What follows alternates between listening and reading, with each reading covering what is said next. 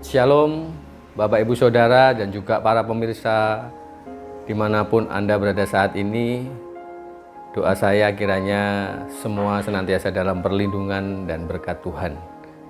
Saya akan sedikit berbagi kesaksian dari awal saya belum mengenal Tuhan sampai hari ini saya terlibat di dalam pelayanan di pekerjaan Tuhan yang ada di gereja di mana saat ini saya melayani.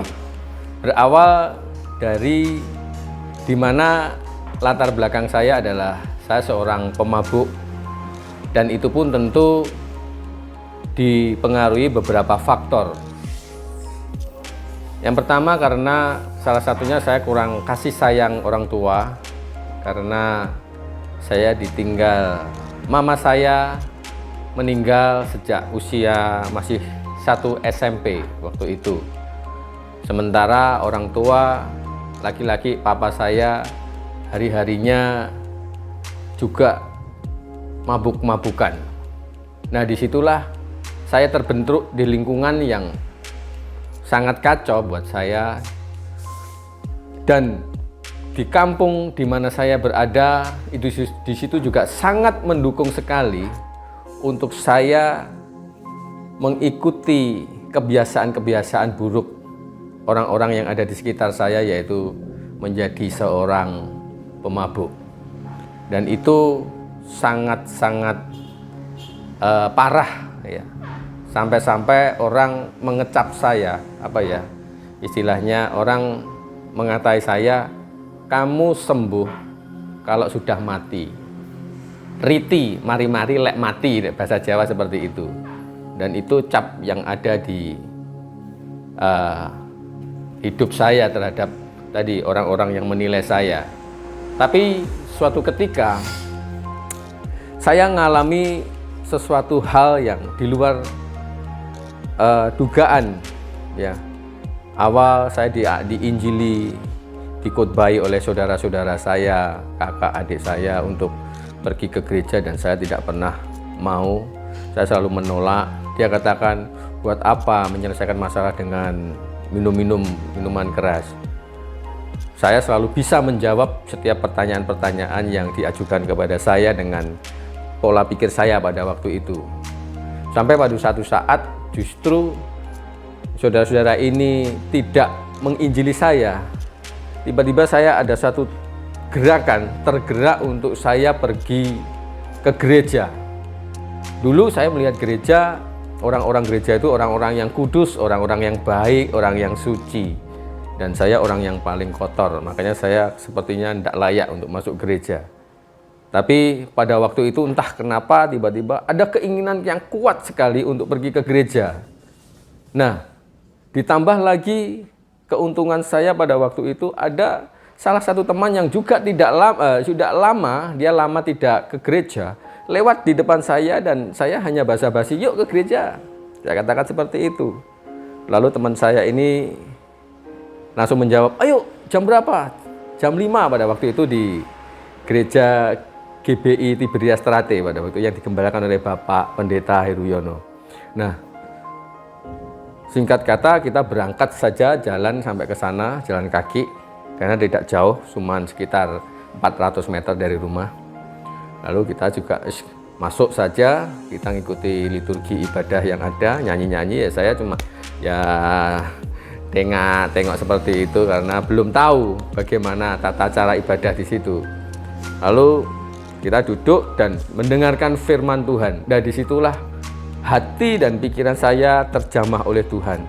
Di mana awal dulu saya berpikir saya ini orang yang sangat putus asa, saya tidak berpengharapan karena saya mau tak harapkan kepada siapa, orang tua saya juga nggak mampu, saudara-saudara saya juga terbatas. Nah, khotbah-khotbah yang disampaikan itu sangat membuka pikiran dan hati saya bahwa saya disuruh untuk menyerah kepada Sang Sumber Hidup. Karena Dia yang mengatur segala kehidupan, segala berkat-berkat Tuhan.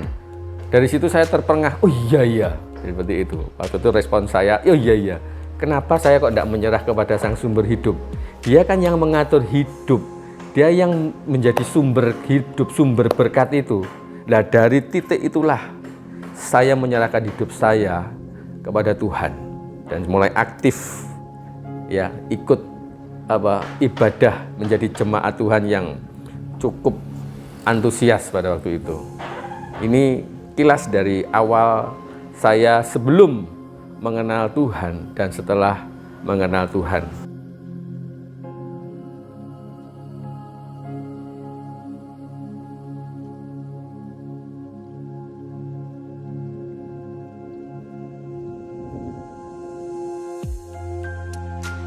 Untuk kita tetap konsisten saat kita melayani Tuhan, yaitu ketika kita memiliki cinta kepada Tuhan, ketika kita memiliki rasa tanggung jawab bahwa kita mengerjakan, kita melayani Tuhan, ini kita bukan melayani manusia, kita bukan menyenangkan gembala, menyenangkan orang-orang sekitar kita, tapi prinsipnya kita melayani karena Tuhan.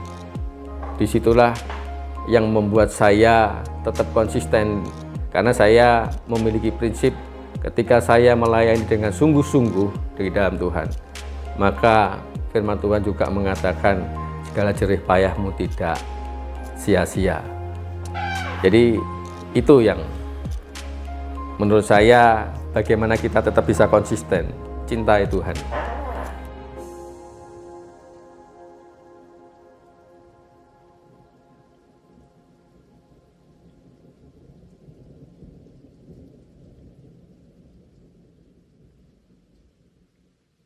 Motivasi yang mau saya sampaikan kepada teman-teman yang mungkin baru melayani, entah itu anak-anak muda, mungkin juga orang tua yang baru saja terjun di dalam pelayanan. Memang tantangan cukup banyak, apalagi dari situasi seperti ini dalam masa-masa pandemi Corona itu membuat orang takut, cemas, khawatir untuk datang ke gereja untuk melayani Tuhan. Nanti gek seperti itu, ketakutan itu muncul. Belum lagi di antara teman sepelayanan ada satu gesekan-gesekan yang membuat kita lemah, ya, membuat kita itu malah males rasanya karena tidak sehati, sepikir rasanya seperti itu, dan kita mulai lebih baik jadi jemaat biasa saja dan tidak melayani. Tapi saya mau katakan, teruslah maju. Ketika Tuhan sudah mempercayakan talenta dan karunia, apapun itu bentuknya, cintai pelayananmu. Kalau kita melayani, kalau kita suka cinta dengan pelayanan yang kita kerjakan, tentu itu tidak akan membuat kita patah semangat. Kita akan terus maju di dalam Tuhan. Karena apa? Kita cinta terhadap pelayanan, kita cinta terhadap Tuhan. Nah, itu mungkin yang bisa saya sampaikan kepada Bapak Ibu Saudara semuanya yang mungkin melihat, yang saat ini menyaksikan.